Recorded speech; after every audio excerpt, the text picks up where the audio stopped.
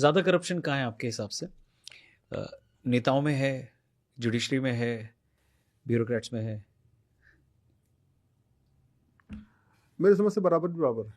जिसको जहां मौका मिल रहा है वहीं वो अपना गेम खेल रहा है। मैंने ये सवाल पूछा है, इसके ऊपर मेरे पे कोई केस हो सकता है क्या? नहीं पूछ सकते हैं? हाँ, पूछ सकते हैं, बिल्कुल पूछ सकते हैं। देखो, ये कड़वी सच्चाई है कि पहले लोग पुलिस को भ्रष्ट मानते थे कि उसका दिख रहा था, वो चौराहे पे खड़े होकर ट्रक वालों से वसूल रहा था, अभी भी दिख जाता है। फिर थानेदार का दिखने लग गया, फिर तहसीलदार का दिखने लग गया, फिर पेशकार का दिखने लग गया, रजिस्ट्रार का दिखने लग गया, फिर कलेक्टर भी पकड़े जाने लग गए। एक सिपाही पकड़ा गया है, उसके बाद तो अभी मध्य प्रदेश का 250 करोड़ की प्रॉपर्टी है, उसका 55 करोड़ का तो विला है दुबई में। सिपाही, सिंपल सिपाही। अब वो सिंपल सिपाही जो 250 करोड़ रुपए कमाया है, तो अपने ऊपर वालों कितना कमाया होगा और उस विभाग के मंत्री ने कितना कमाया होगा। आप एक बात ध्यान रखो कि बिना ऊपर से नीचे तक जब तक चेन सेट नहीं होती है तब तक मामला बनता नहीं है।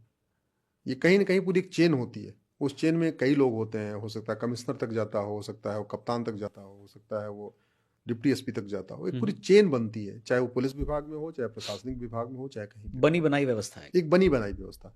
उस व्यवस्था को तोड़ने का ये व्यक्ति का स्वभाव है कि उसको मौका मिलेगा लूटेगा।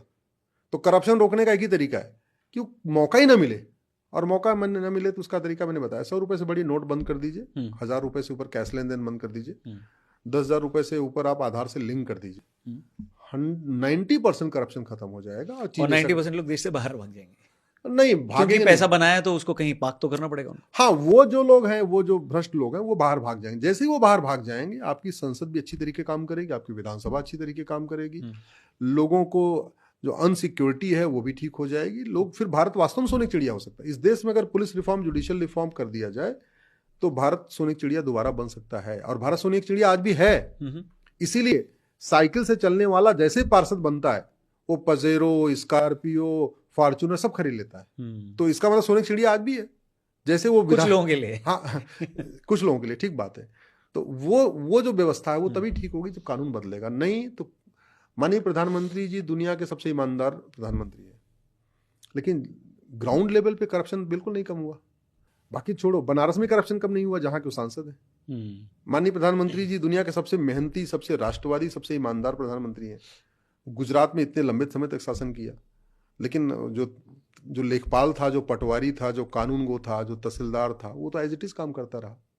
क्योंकि माननीय व्यक्ति बदले, माननीय प्रधानमंत्री जी ईमानदार है, सिस्टम बदलेगा तब जाके करप्शन खत्म होगा, तब लोग ईमानदार होंगे।